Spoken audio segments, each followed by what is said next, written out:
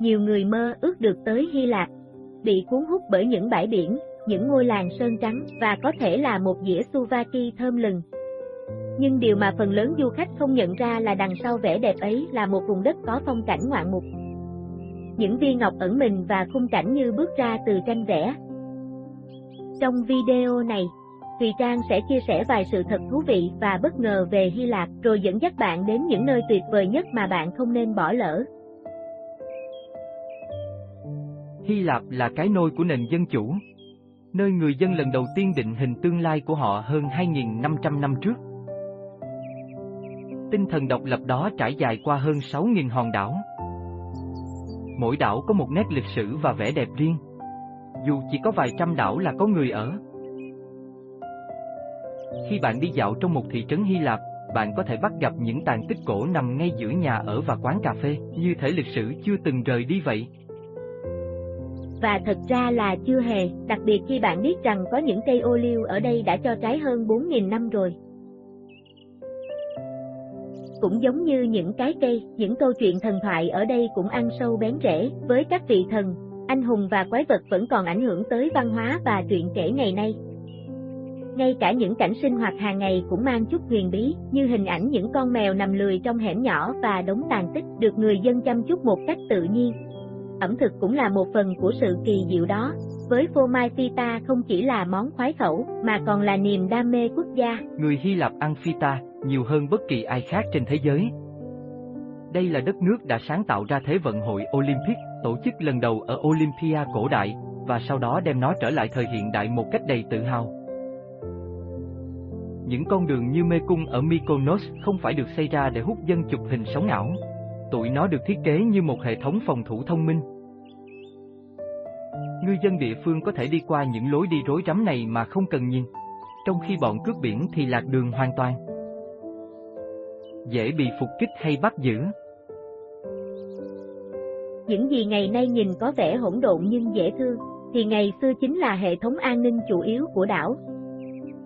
Thiết kế phòng thủ đó còn kéo dài tới khu Little Venice, nơi các tòa nhà màu sắc như đang nổi ngay mép nước. Giờ thì đây là nơi lý tưởng để nhâm nhi ly cocktail ngắm hoàng hôn. Nhưng ngày xưa, tụi nó từng có một mục đích bí mật. Đây là những lối vào bí mật, nơi bọn cướp biển lén buôn lậu hàng hóa vô Areran mà không bị phát hiện. Cái chỗ bạn đang nhâm nhi ly Aperon Street đó, ngày xưa từng là nơi chuyển hàng lậu luôn đó.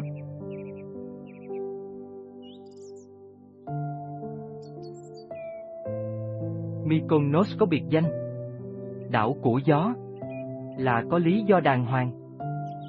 Những cơn gió mạnh Minthemi từ phương Bắc không chỉ làm mát cho du khách mùa hè mà còn cung cấp sức gió cho các cối xay gió nổi tiếng của đảo.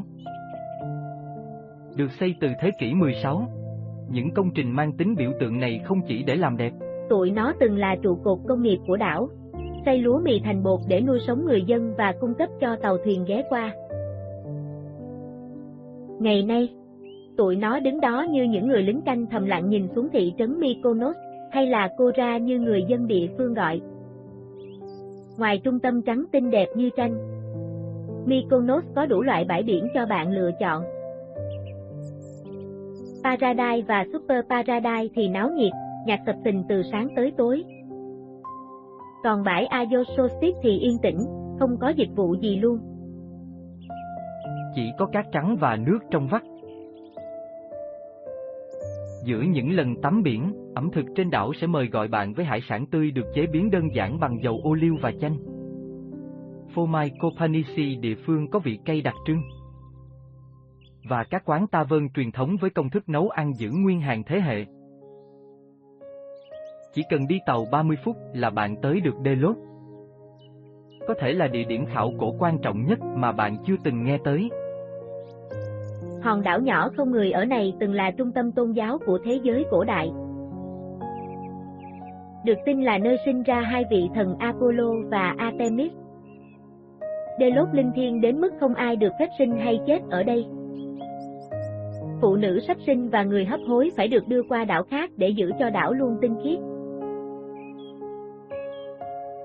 Ngày nay, bạn có thể đi bộ qua những ngôi nhà cổ được bảo tồn cực tốt, đền đài và dãy tượng sư tử nổi tiếng.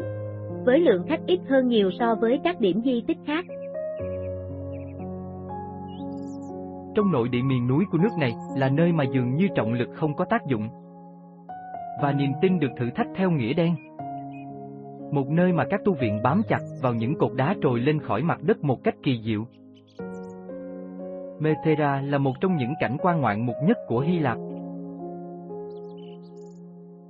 Những cột đá khổng lồ vươn lên đầy ấn tượng từ mặt đất, với các tu viện nằm cheo leo trên đỉnh, tạo nên một khung cảnh như thách thức cả định luật vật lý. Mấy công trình đặc biệt này không được xây để ngắm cảnh, mặc dù cảnh thì đúng là đẹp thật. Các tu sĩ xây chúng trong khoảng từ thế kỷ 14 đến 16, để tránh quân xâm lược Thổ Nhĩ Kỳ và có chỗ tịnh tâm tu hành không bị quấy rầy. Việc lên được tới các tu viện này chính là một hành trình của đức tin. Các tu sĩ ngày xưa phải tự kéo mình lên bằng hệ thống dây thừng, thang gỗ và giỏ lưới. Một hành trình hồi hộp đến nghẹt thở cho đến khi những bậc thang hiện đại được đục vào vách đá. Hãy tưởng tượng bạn bị treo lơ lửng cách mặt đất hàng trăm mét, lắc lư theo gió, chỉ có vài sợi dây gai giữa bạn và vực sâu bên dưới.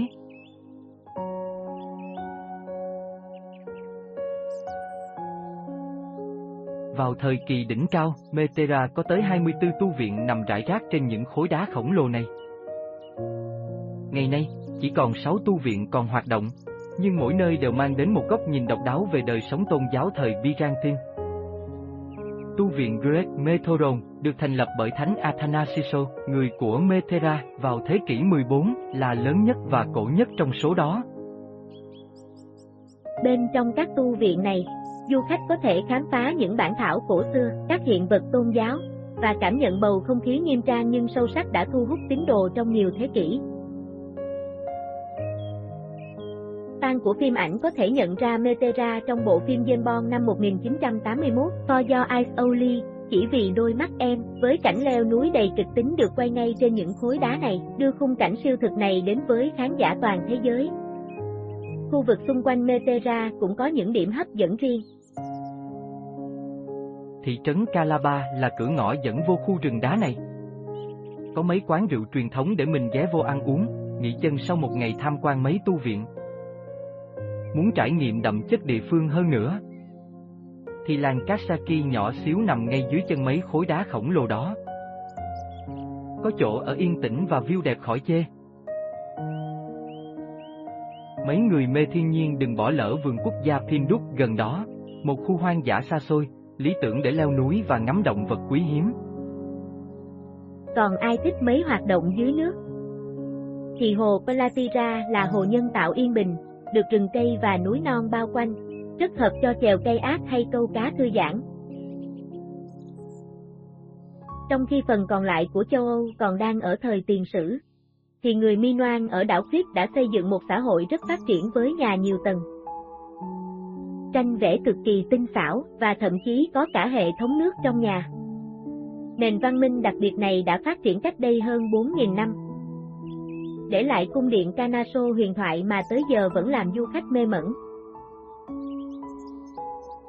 Khi đi dạo quanh Naxos, bạn không chỉ đang khám phá di tích cổ xưa, mà còn đang bước vào khung cảnh của một trong những câu chuyện thần thoại nổi tiếng nhất.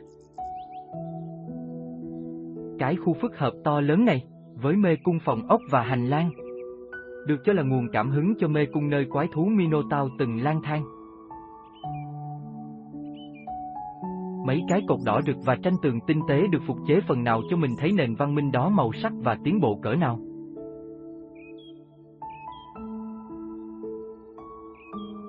Nhưng Crete không chỉ có mỗi lịch sử cổ đại không đâu. Hòn đảo lớn nhất Hy Lạp này như một thế giới riêng biệt, với cảnh đẹp từ biển xanh cát trắng tới núi non hiểm trở. Nếu bạn muốn tìm vẻ đẹp thiên nhiên làm mình nghẹt thở, thì hãy tới bãi biển Elefoni, nơi cát có màu hồng do vỏ sò bị nghiền vụn, tạo nên một khung cảnh mơ mộng giữa làn nước địa trung hải xanh ngọc bích.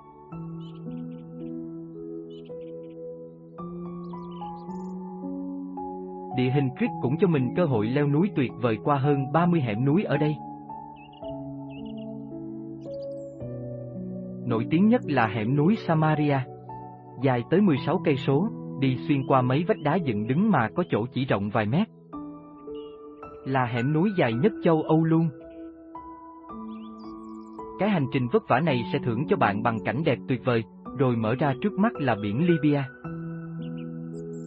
Hay mà muốn tìm chỗ ít người biết tới hơn, thì có thể đi thuyền tới đảo nhỏ Gavot. Là điểm cực nam của châu Âu, nơi mấy người mê xê dịch tận hưởng bãi biển hoang sơ và nhịp sống chậm rãi. Hoặc đi về hướng đông để khám phá rừng dừa vi độc lạ,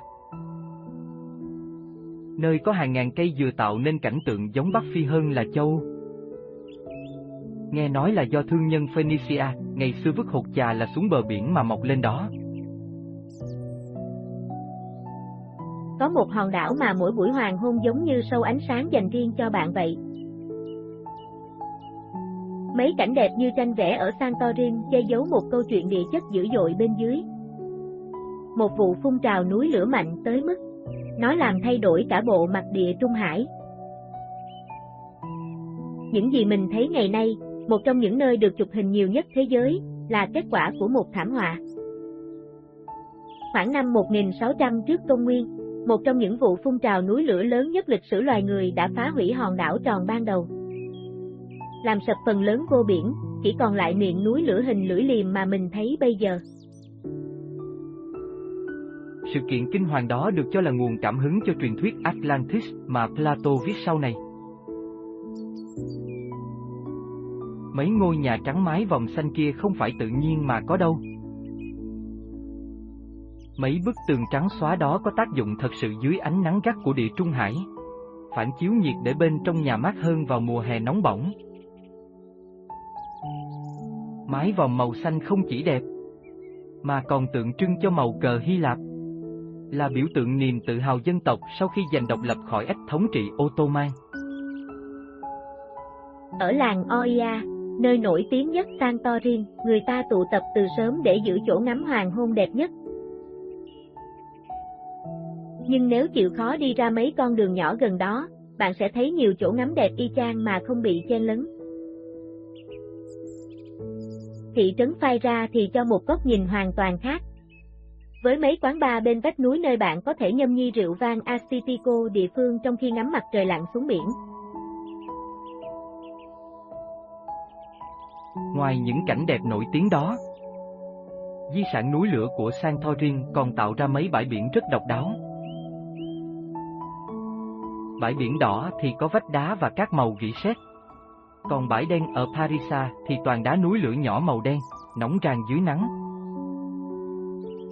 Muốn có trải nghiệm núi lửa trọn vẹn nhất, bạn có thể đi thuyền tới Nikeni, nơi bạn có thể leo lên miệng núi lửa vẫn còn hoạt động và cảm nhận hơi ấm dưới chân. Những viên ngọc ẩn như làng Megalochi lại cho bạn thấy một mặt khác của Santorin. Ngôi làng rượu yên bình này có mấy căn nhà hang được đục trực tiếp vô đá núi lửa, cùng những con hẻm quanh co dẫn tới mấy vườn nho gia đình. Ở đây, truyền thống làm rượu vang cổ xưa vẫn còn được giữ gìn, với mấy cây nho được trồng theo kiểu giỏ gần sát mặt đất để tránh gió mạnh. Phía dưới làng Oia là một vịnh nhỏ đầy tâm trạng, nơi có làn nước trong vắt đang chờ mấy ai sẵn lòng bước xuống 300 bậc thang. Ai gan thì có thể nhảy từ mấy phiến đá nhẵn vô làn nước xanh thẳm sâu hun hút. Còn không thì cứ thả trôi mình trên mặt nước, nhìn lên mấy căn nhà trắng treo lơ lửng trên vách đá. Đứng trên đỉnh Acropolis, bạn đang đặt chân lên những phiến đá nơi nền dân chủ ra đời cách đây hơn 2.500 năm. Khi ánh sáng ban mai chiếu lên mấy khối đá cẩm thạch cổ xưa, khó mà tưởng tượng được là mấy cái cột và tượng biểu tượng này từng được sơn màu xanh dương, đỏ và vàng rực rỡ. Bằng chứng khảo cổ cho thấy đền Pathen ngày xưa không phải trắng tinh như mình thấy giờ, mà từng là một kiệt tác đầy màu sắc, có thể thấy từ rất xa luôn. Khi đi xuống từ đồi Thiên,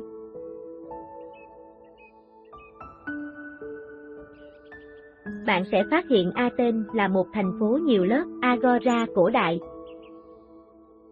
từng là khu chợ nhộn nhịp nơi Socrates hay tranh luận triết học. Cách đó vài bước chân, đền Hephaestus vẫn còn nguyên vẹn một cách đáng kinh ngạc. Thường bị khách du lịch bỏ qua vì ai cũng lo đi ngắm đền nổi tiếng hơn ở Acropolis.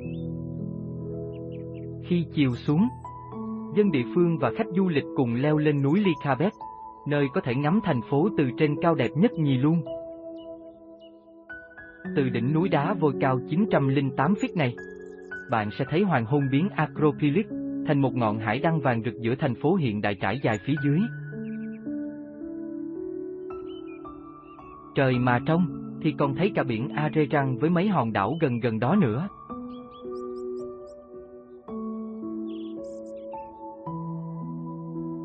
Cách trung tâm thành phố một đoạn lái xe ngắn thôi, là hồ Vuliamin, một spa tự nhiên độc nhất vô nhị. Hồ nước nóng này được tạo ra khi mái một hang động khổng lồ sụp xuống, giữ nhiệt độ ổn định quanh năm tầm 24 độ C. Nước hồ giàu khoáng chất và có mấy con cá nhỏ Gara rufa, loại thường thấy ở mấy spa cá, sẽ tự nhiên rửa da chết cho bạn khi bạn đang bơi. Nếu muốn đi chơi một ngày trọn vẹn, thì chạy về phía đông nam tầm 70 cây số tới mũi Sunion, nơi đền Poseidon đứng canh biển Arezan từ năm 444 trước công nguyên tới giờ.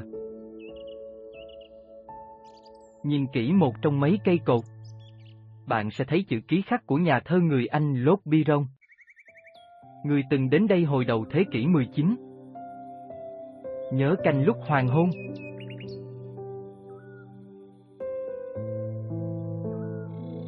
Để mấy cột đá cổ xưa in bóng trên nền trời rực lửa, một trong những khung cảnh khó quên nhất Hy Lạp. Giờ mình tới một nơi mà biển và núi lửa gặp nhau theo cách ít ai từng thấy. Milos, một hòn đảo núi lửa nằm trong biển Arezan, có những khung cảnh kỳ ảo bậc nhất ở Hy Lạp. Địa chất đa dạng ở đây tạo ra một hệ sân chơi tự nhiên, với mấy khối đá trắng tinh, vách đá đủ màu sắc và làn nước trong veo hài hòa tới mức khó tin. Có lẽ nơi nổi tiếng nhất Milos là bãi biển Sarakino, mà người ta còn gọi là bãi trăng Elu. Đây không phải là bãi cát bình thường đâu. Thay vào đó, bạn sẽ đi trên mấy khối đá núi lửa màu trắng xương nhẵn thính, được gió và sóng mài mòn thành mấy hình dáng hữu cơ cực kỳ lạ mắt. Khung cảnh trắng toát kết hợp với biển Arezan xanh, đậm nhìn ảo tới mức NASA từng dùng chỗ này làm nơi huấn luyện cho mấy sứ mệnh lên mặt trăng. Bờ biển Milos còn đầy những viên ngọc ẩn chờ mấy ai ưa khám phá. Keletico là cụm đá trắng cao chót vót và mấy hang biển đẹp mê hồn, từng là chỗ ẩn náu ưa thích của cướp biển ngày xưa. Bây giờ, chỉ có thể tới đó bằng thuyền, và khi tới nơi, bạn sẽ được bơi trong làn nước trong veo, băng qua mấy vòm đá tự nhiên.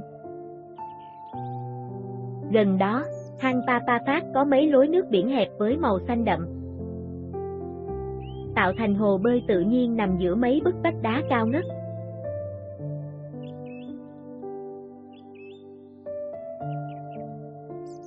Ai mê biển mà muốn tìm cái gì thật độc đáo, thì bãi biển Firila là nơi lý tưởng với cát trắng mịn và mấy vách đá chuyển màu từ đỏ gỉ, vàng tới trắng.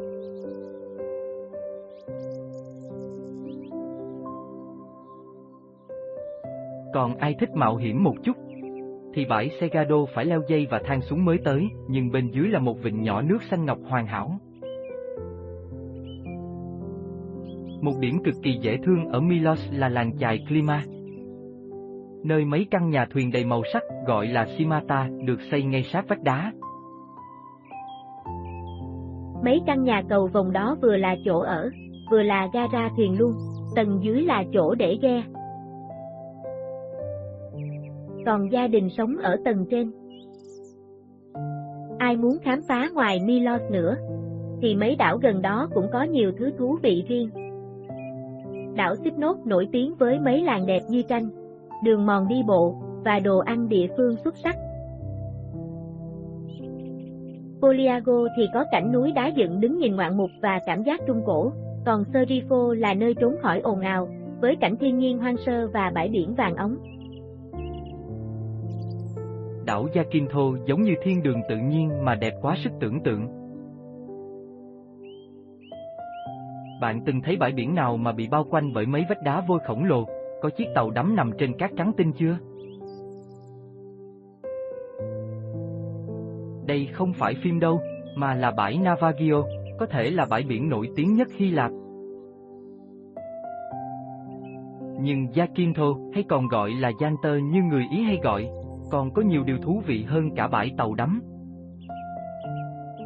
Đảo này có một lịch sử văn hóa thú vị từ thuở thần thoại.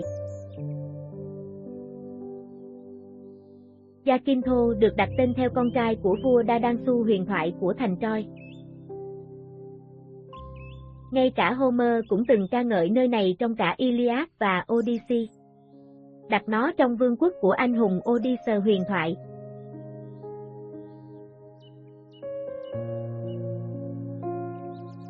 Điều làm Zakynthos trở nên đặc biệt là vai trò quan trọng của nó như một khu bảo tồn động vật hoang dã. Các bãi biển phía nam của đảo là nơi sinh sản của rùa biển Lobsterhat đang bị nguy cấp. Đã sinh nở ở đây suốt hàng nghìn năm. Nếu muốn xem rùa, bạn có thể tham gia chuyến thuyền tham quan quanh đảo Marathoni, gọi là đảo rùa vì nhìn từ trên cao giống hệt con rùa vậy. Thủ đô của đảo.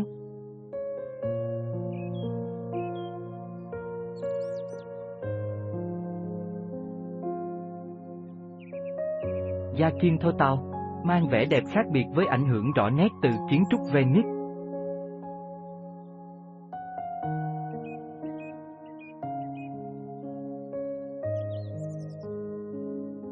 Giữ gìn đặc trưng kiến trúc với những quảng trường duyên dáng, các tòa nhà theo phong cách Tân cổ điển và nhà thờ Thánh Dionysios, nơi cất giữ hài cốt của thánh bảo trợ của hòn đảo. Paros giấu một điều bí ẩn ngay trước mắt. Một bí mật được dệt nên trong cảnh quan yên bình và nét quyến rũ vượt thời gian của nó. Những yếu tố nào đã làm cho hòn đảo nhỏ này, vốn là một cường quốc hải quân mạnh mẽ trong thời kỳ cổ đại và nay trở thành thủ đô lướt ván của Arera? Paros là hiện thân của giấc mơ đảo Hy Lạp điển hình với những bãi biển vàng, những ngôi làng được sơn trắng và không khí thư thái. Nhưng dưới vẻ ngoài hoàn hảo như trong ảnh bưu thiếp này lại ẩn chứa một lịch sử thú vị. Vào thế kỷ thứ 5 trước công nguyên, hòn đảo tưởng chừng yên bình này thực chất là một cường quốc hải quân lớn trong liên minh Cyclades, một liên minh do Athens dẫn đầu. Vị trí chiến lược từng làm nó trở nên quý giá với các chiến thuyền cổ đại, nay lại phục vụ một mục đích khác, tạo ra những luồng gió mạnh mẽ và ổn định nhất ở Arera, biến Paros thành thiên đường cho những người yêu thích lướt ván từ khắp nơi trên thế giới. Trung tâm của đảo là Parikia, thị trấn chính và là cảng nhập cảnh của phần lớn du khách. Tại đây đứng một trong những báu vật đặc biệt của đảo, Panagia Ekhetenpian, được biết đến là nhà thờ 100 cánh cửa. Kiệt tác Byzantine này xếp vào hàng những nhà thờ cổ và quan trọng nhất ở Hy Lạp.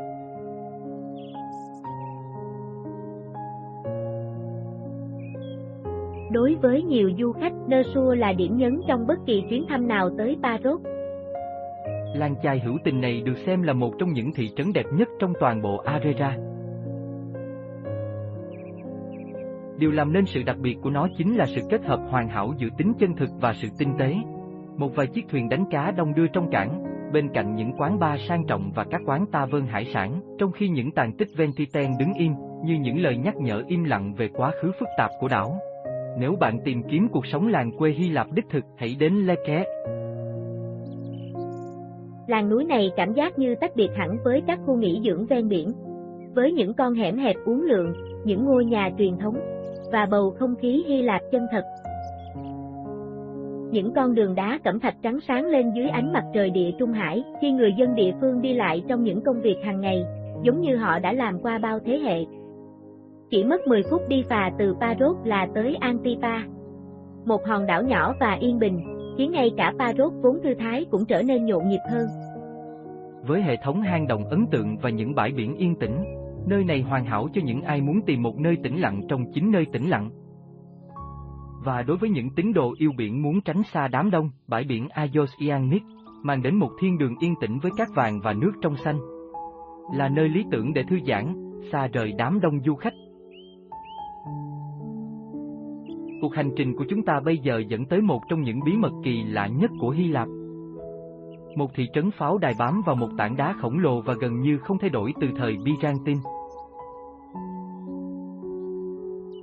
Mont Amvasia tọa lạc trên một hòn đảo đá ngoài khơi bờ biển Peloponnese, chỉ được nối với đất liền bằng một con đường hẹp. Tên gọi của nó dịch ra là cổng vào duy nhất, hoàn hảo mô tả cách tiếp cận độc đáo của thị trấn. Điều khiến nơi này thực sự đặc biệt là cách nó ẩn mình khỏi tầm nhìn khi bạn tiếp cận từ đất liền. Bạn sẽ không nhìn thấy thị trấn cho đến khi đứng ngay trước cửa của nó. Được thành lập vào năm 583 sau công nguyên bởi những người Hy Lạp tìm nơi trú ẩn khỏi cuộc xâm lăng của người Slav, Mont Amvasia nhanh chóng phát triển thành một pháo đài trung cổ không thể xâm phạm. Đi bộ qua cánh cổng đá của nó ngày nay cảm giác như bước vào một cổng thời gian. Toàn bộ thị trấn không có xe cộ, với những con đường hẹp lát đá cuội uốn lượn giữa các tòa nhà đá được bảo tồn tuyệt vời. Một trong những khía cạnh đặc biệt nhất của Mont Amvasia là sự tinh khiết về kiến trúc. Không có tòa nhà hiện đại nào ở đây, mỗi công trình đều được bảo tồn hoặc phục hồi lại như nguyên trạng thời Trung Cổ. Những cổng vòm đá mở ra con đường bạn đi khám phá, và những sân trong ẩn hiện bất ngờ quanh các góc khuất. Tầm quan trọng chiến lược của thị trấn pháo đài này không thể không nhắc đến. Trong suốt nhiều thế kỷ, nơi đây đã chuyển giao giữa các cường quốc lớn, người Byzantine, người Venetian và người Ottoman đều nhận ra giá trị của nó như một cứ điểm hải quân. Mont Amvasia được bảo vệ đến mức nó trở thành một trong những pháo đài cuối cùng của đế chế Byzantine, kháng cự cuộc xâm lược của Ottoman cho đến năm 1460. Nếu bạn đang ở trong khu vực, hãy dành thời gian cho chuyến đi trong ngày đến Lomeni Bay. Làng ven biển hữu tình này có những ngôi nhà đá truyền thống nhìn ra biển xanh, đến mức gần như không thực. Các quán tavern địa phương phục vụ hải sản tươi ngon bắt ngay trong ngày. Hãy thử món bạch tuộc nướng trong khi ngắm nhìn cảng yên bình. Đối với những người yêu biển, đảo Eleffonse gần đó là nhà của bãi biển Semos. Một bãi biển tuyệt đẹp với cát trắng pha hồng đặc trưng và nước biển trong xanh. Biển nông, nước ấm làm cho nó trở nên lý tưởng cho việc bơi lội, trong khi những đụn cát xung quanh tạo thành một thiên đường tự nhiên. Những ai tìm kiếm một trải nghiệm thật sự ngoài lối mòn nên ghé thăm đảo Ketha. Khu nghỉ dưỡng yên tĩnh này tự hào có những thác nước ẩn mình trong những thung lũng xanh tươi, các lâu đài trung cổ vươn mình trên đỉnh đồi, và ngôi làng duyên dáng cho ra với những ngôi nhà sơn trắng và ban công đầy hoa.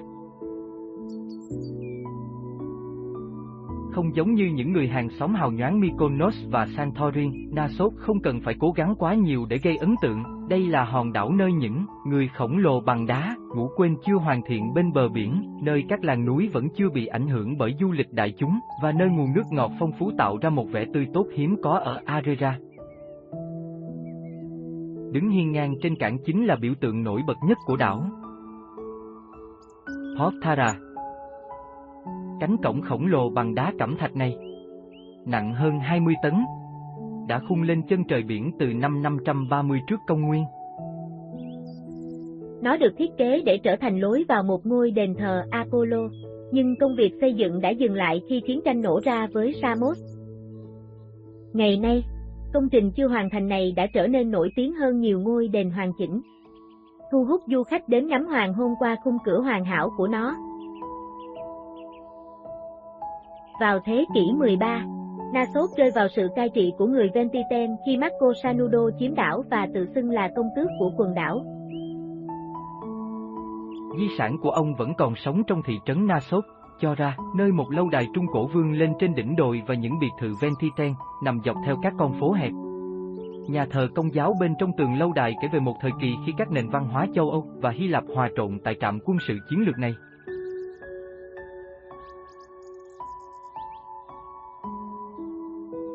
Đối với những người yêu biển, Nassau mang đến những bờ biển hoang sơ mà không có đám đông. Bãi biển Ilico có những đụn cát trắng nổi bật, với một khu rừng tuyết tùng nhỏ phía sau, tạo nên một cảnh quan giống như vùng Caribbean hơn là Địa Trung Hải. Nước biển trong xanh như ngọc bích khiến nơi này trở thành điểm lý tưởng để lặn biển giữa những đàn cá đầy màu sắc. Để có trải nghiệm yên tĩnh hơn, Scilly Amos cung cấp một dải cát vàng mịn màng với nước nông lý tưởng cho việc bơi lội trong yên bình. Với những ai thực sự mạo hiểm, có thể cân nhắc đi phà nhỏ đến Donusa, một hòn đảo xa xôi phía đông bắc Nassau, nơi có chưa đến 200 cư dân cố định. Thiên đường nhỏ bé này mang lại một sự thoát ly hoàn toàn khỏi cuộc sống hiện đại, với những con đường đi bộ nối các bãi biển hoang sơ mà bạn có thể hoàn toàn có một mình. Làng chính chỉ gồm một vài quán tavern và nhà khách nhỏ, với các ngư dân mang hải sản trực tiếp từ thuyền vào bếp. Liệu bạn có tin rằng bạn có thể đi bộ trên những con đường từng được tuần tra bởi những kỵ sĩ trong bộ giáp sáng bóng gần 700 năm trước? Rhodes không chỉ là một hòn đảo Hy Lạp khác, đây là nơi ba lục địa giao nhau qua nhiều thế kỷ giao thương và xâm chiếm, tạo nên một trong những cảnh quan văn hóa thú vị nhất của Địa Trung Hải. Được biết đến là đảo của các hiệp sĩ, Rhodes tự hào giới thiệu di sản độc đáo của mình thông qua kiến trúc Trung Cổ còn nguyên vẹn. Khu phố cổ được bao quanh bởi tường thành không chỉ là một địa điểm lịch sử, nó là một bảo tàng sống, nơi người dân vẫn làm việc và sinh sống giữa những công trình được xây dựng bởi các hiệp sĩ Escitation vào thế kỷ 14.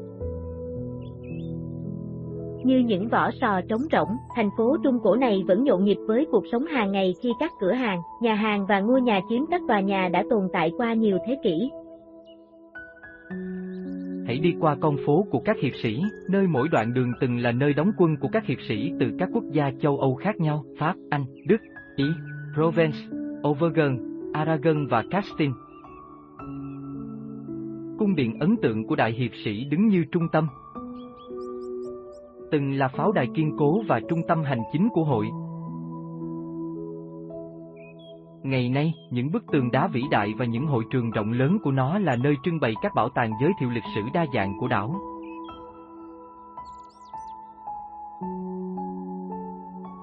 Nhưng Rhodes còn có nhiều hơn vẻ quyến rũ của thời Trung Cổ. Từ phía nam toàn bộ đến Lindos, nơi những ngôi nhà trắng lóa mắt đổ xuống sườn đồi dưới một pháo đài cổ. Chuyến leo lên công trình kỳ vĩ thế kỷ thứ tư trước công nguyên này sẽ thưởng cho du khách bằng tầm nhìn toàn cảnh qua Địa Trung Hải, hé lộ lý do tại sao người Hy Lạp cổ đại chọn vị trí chiến lược này. Pháo đài Lindos kết hợp nhiều yếu tố từ các thời kỳ khác nhau, Hy Lạp, La Mã, Byzantine và xa hơn, kể câu chuyện về những người cai trị Rhodes qua kiến trúc. Những người yêu biển sẽ tìm thấy thiên đường tại vịnh Anthony Quinn, được đặt tên theo nam diễn viên nổi tiếng người đã yêu mến nước biển ngọc bích của nơi này khi quay bộ phim The Guns of Navarone. Với những bãi cát vàng trải dài tích tắp, bãi biển Sambica mang đến nước nông ấm lý tưởng cho các gia đình. Những du khách thích phiêu lưu nên tìm đến lâu đài Monolitho, nằm chót vót trên một tảng đá cao 100 mét với cảnh hoàng hôn tuyệt đẹp, biến biển Arerang thành một bức tranh đầy màu cam và tím. Cứ khi bạn nghĩ rằng mình đã khám phá hết tất cả những kho báu ẩn giấu của Hy Lạp, lại có một nơi mà ranh giới giữa thế giới này và thế giới ngầm trở nên mỏng manh. Pakka có thể là nơi gần nhất với bối cảnh cổ tích ở Hy Lạp.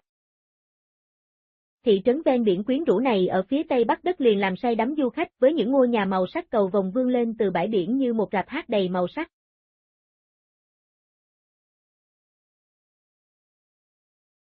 Cảnh tượng thật kỳ diệu.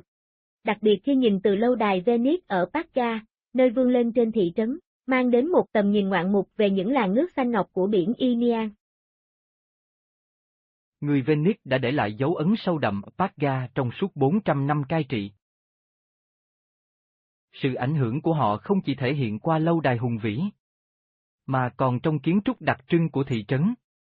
Những tòa nhà mang phong cách Ý, được sơn những màu ấm của Địa Trung Hải như vàng đất, đào và xanh trời. Những con phố hẹp quanh co này kể những câu chuyện về một quá khứ thịnh vượng của ngành thương mại biển, nơi các thương gia Venice từng đi qua. Có lẽ điều thú vị nhất về Petra là sự kết nối của nó với thần thoại Hy Lạp cổ đại. Chỉ một đoạn lái xe ngắn là bạn sẽ đến con sông Acheron huyền thoại, được người Hy Lạp cổ đại tin rằng là một trong 5 con sông của thế giới ngầm và là cánh cửa vào vương quốc của Hay. Theo truyền thuyết, người lái đò Charon sẽ đưa linh hồn qua dòng sông này để đến cõi âm. Ngày nay, bạn có thể ghé thăm con sông huyền bí này, nơi có tên gọi là sông Buồn. Và thậm chí có thể bơi trong làn nước trong vắt của nó. Một trải nghiệm dễ chịu hơn nhiều so với mô tả của người xưa.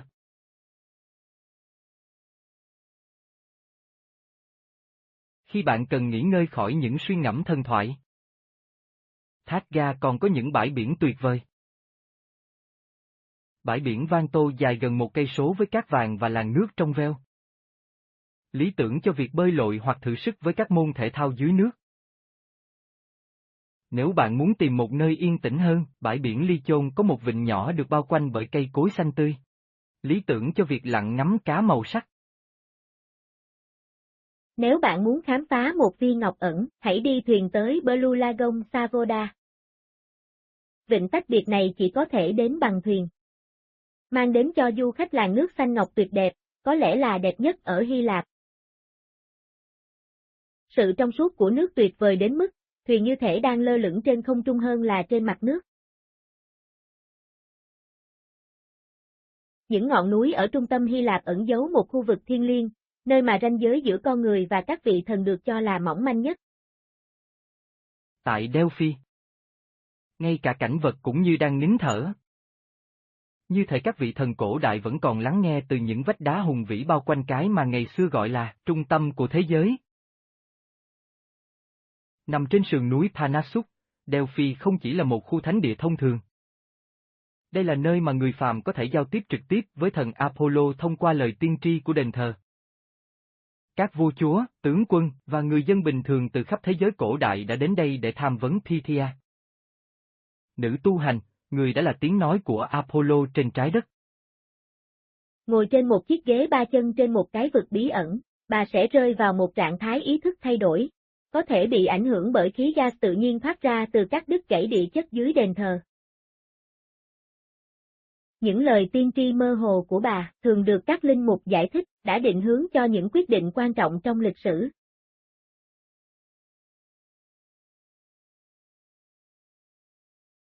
Cảnh quan hùng vĩ của Delphi ấn tượng không kém gì ý nghĩa lịch sử của nó. Con đường thánh đi lên qua khu thánh địa. Đi qua những đài tưởng niệm và kho báu được các thành phố xây dựng để cảm ơn Apollo vì những lời tiên tri có lợi.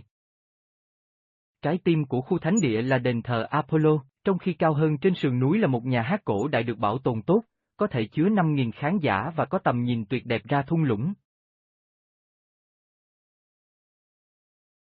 Càng lên cao nữa, bạn sẽ tìm thấy một sân vận động, nơi tổ chức các cuộc thi thể thao trong khuôn khổ Pythian Games, chỉ đứng sau Thế vận hội về độ quan trọng. Trước khi đến gần đền thờ của Oracle, các tín đồ cổ đại sẽ dừng lại ở suối Castilian để thanh tẩy. Suối này, vẫn còn chảy đến ngày nay, được tin rằng có khả năng ban cho những ai uống nước từ nó khả năng tiên tri. Xa hơn Delphi, khu vực xung quanh cũng có nhiều bất ngờ đáng yêu.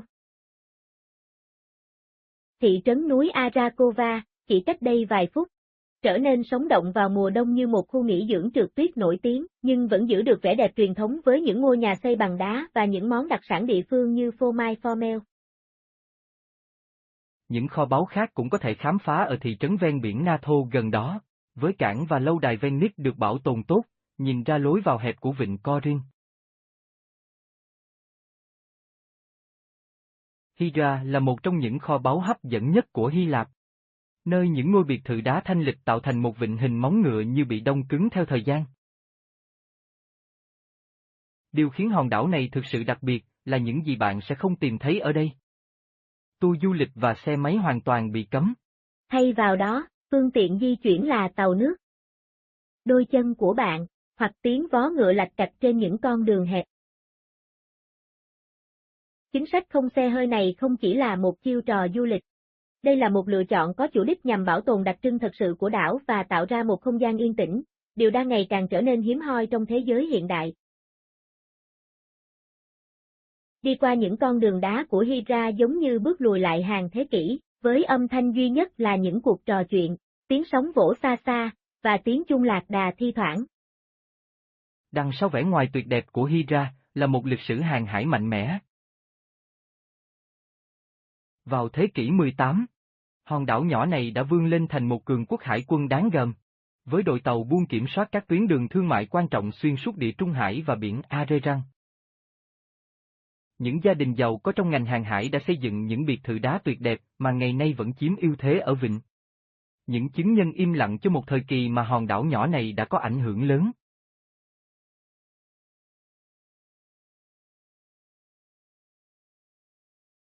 Bầu không khí độc đáo của Hydra từ lâu đã thu hút những linh hồn sáng tạo tìm kiếm cảm hứng. Leonard Cohen đã sống ở đây trong nhiều năm, viết nên những tác phẩm yêu thích của mình khi ngắm nhìn cảnh vịnh mà bạn có thể thưởng thức ngày nay. Pablo Picasso và Henry Miller cũng tìm thấy nguồn cảm hứng trong những con phố vĩnh cửu này và làn nước xanh ngọc. Với những người yêu thích biển, bãi biển Verlikov là một nơi nghỉ ngơi yên bình, chỉ cách thị trấn chính một cuộc đi bộ dọc bờ biển. Khác với những bãi biển cát vàng ở những nơi khác của Hy Lạp, bãi biển sỏi này có làn nước trong veo lý tưởng cho việc bơi lội và suy ngẫm yên tĩnh.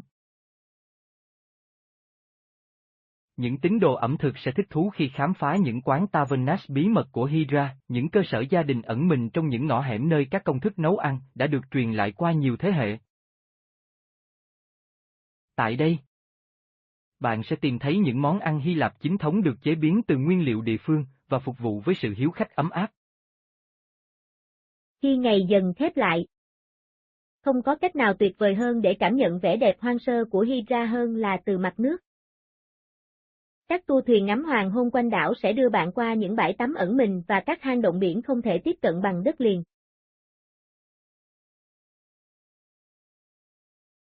Điểm đến tiếp theo của chúng ta mang trong mình chính tinh thần này qua hàng thế kỷ kiên cường và sự tái sinh.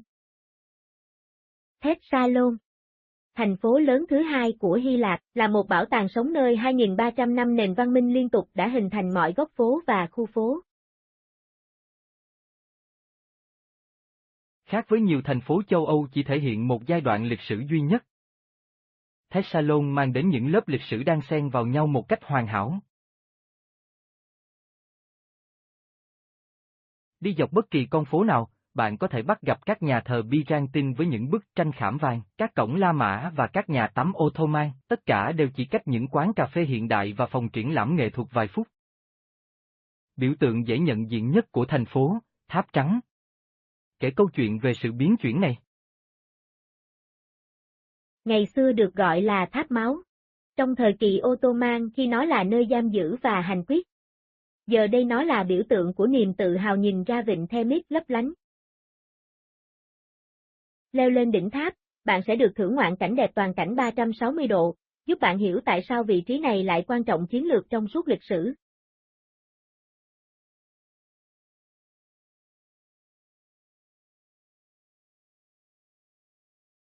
Điều khiến Thessalon trở nên đặc biệt là con đường ven biển dài hơn 5 km dọc theo biển. Đây không chỉ là một lối đi ven biển đơn giản, mà là trái tim xã hội của thành phố, nơi người dân tụ tập vào mọi thời điểm trong ngày. Được bao quanh bởi các tác phẩm điêu khắc và các triển lãm nghệ thuật, nó nối liền 12 khu vườn theo chủ đề và mang đến những cảnh quan thay đổi rõ rệt từ sáng đến tối.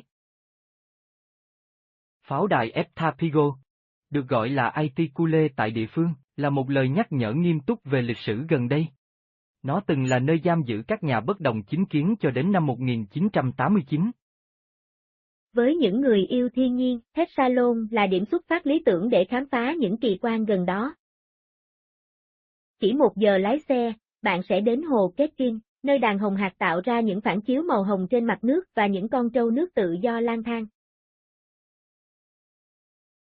Thành phố nước gần đó, Edessa, sẽ khiến du khách phải trầm trồ với những thác nước hùng vĩ ngay giữa thành phố.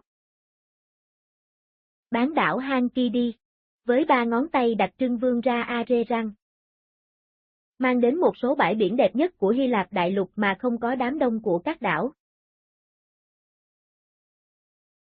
Cao trên những ngọn núi, một trong những bí mật được bảo vệ tốt nhất của Hy Lạp vẫn ẩn mình khỏi tầm mắt. Ở độ cao 1.160 mét so với mực nước biển, Meso đứng yên trong thời gian. Là một nơi mà những con đường lát đá uốn lượn giữa những biệt thự đá và không khí mang theo hương của rừng thông cùng những lời thì thầm của một nền văn hóa có trước cả Hy Lạp hiện đại. Thị trấn núi đẹp như tranh vẽ này nằm trong dãy Pindus, mang đến một điều gì đó hiếm có, một cái nhìn về một Hy Lạp mà ít du khách có cơ hội trải nghiệm. Khi bạn đi dạo qua những con đường quanh co của Meso, bạn không chỉ khám phá một ngôi làng xinh đẹp khác, bạn đang bước vào trái tim văn hóa của cộng đồng Vela. Một nhóm dân tộc cổ xưa của Balkan với ngôn ngữ và truyền thống riêng biệt đã tồn tại hàng thế kỷ. Điều làm cho Meso thật sự đặc biệt là sức hút quanh năm của nó. Vào mùa đông, những đỉnh núi xung quanh biến thành các sườn dốc trượt tuyết, trong khi mùa hè mời gọi những người yêu thích đi bộ khám phá các con đường mòn uốn lượn qua những khu rừng thông và cây thông dày đặc. Sau một ngày phiêu lưu ngoài trời, không gì tuyệt vời hơn việc làm ấm mình tại một trong những quán tavernas truyền thống của Meso, nơi những lò sưởi cháy bập bùng chào đón bạn thưởng thức các món đặc sản địa phương, như phô mai hun khói nổi tiếng của thị trấn.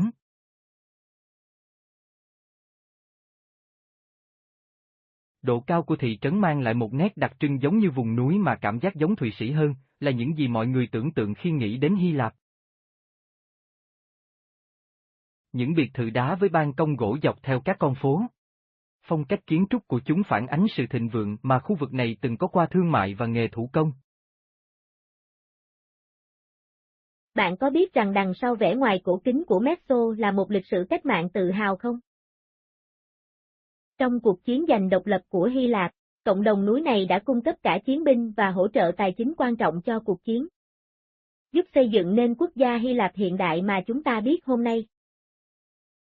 Ngay ngoài thị trấn, núi Smolik, đỉnh núi cao thứ 2 của Hy Lạp, ẩn giấu hồ rồng quyến rũ.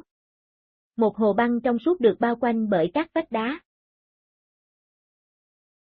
Các truyền thuyết nói rằng những con rồng chiến đấu đã để lại viên ngọc núi này. Đối với những người yêu lịch sử, tu viện Kippina là một kỳ quan. Được khắc vào vách đá dựng đứng. Nó dường như thách thức trọng lực, hòa hợp hoàn hảo với đá. Là minh chứng cho sự sáng tạo của con người qua nhiều thế kỷ. Chào mừng đến với hẻm núi Vikos, thường được gọi là Grand Canyon của Hy Lạp. Điều làm cho hẻm núi này thật sự đặc biệt không chỉ là độ sâu của nó, mà là tỷ lệ của nó. Nó giữ kỷ lục Guinness thế giới là hẻm núi sâu nhất thế giới so với chiều rộng của nó. Hãy tưởng tượng đứng trên mép vách đá cao tới 1.200 mét trong khi nhìn ra một không gian tương đối hẹp.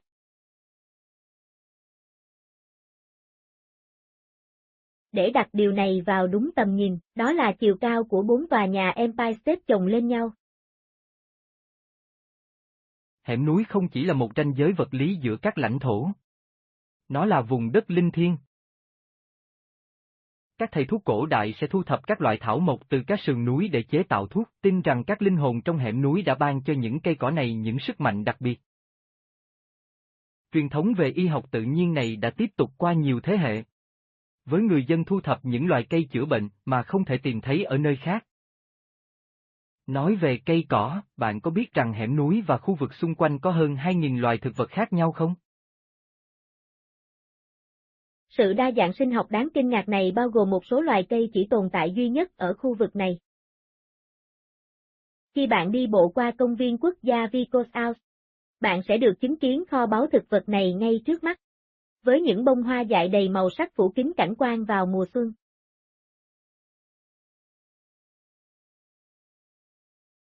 Viên ngọc quý chạy xuyên qua hẻm núi tuyệt vời này là sông Voidomati. Tên của nó có nghĩa là mắt tốt trong tiếng Hy Lạp, có lẽ ám chỉ vào độ trong suốt tuyệt vời của nó. Con sông này xếp vào những con sông sạch nhất châu Âu. Với nước trong đến mức bạn có thể uống trực tiếp ở nhiều điểm. Đối với những người yêu thích phiêu lưu, con sông này mang đến cơ hội tuyệt vời cho việc chèo thuyền và kayak. Trong khi những du khách thư giãn hơn có thể tận hưởng việc bơi lội trong các hồ nước mát lạnh của nó. Đối với những ai yêu thích leo núi, các con đường mòn trên núi Tim Phi mang lại những trải nghiệm đáng nhớ nhất ở Hy Lạp. Những con đường này uốn lượn qua nhiều cảnh quan đa dạng trước khi hé lộ những điểm nhìn toàn cảnh tuyệt đẹp trên hẻm núi. Con đường mòn phổ biến nhất đưa bạn từ làng đá Monodendi đến điểm Okisa, nơi toàn bộ sự vĩ đại của hẻm núi hiện ra trước mắt bạn. Cảm ơn bạn đã tham gia vào hành trình không thể quên này qua những cảnh quan tuyệt đẹp của Hy Lạp. Nếu bạn thích chuyến phiêu lưu này,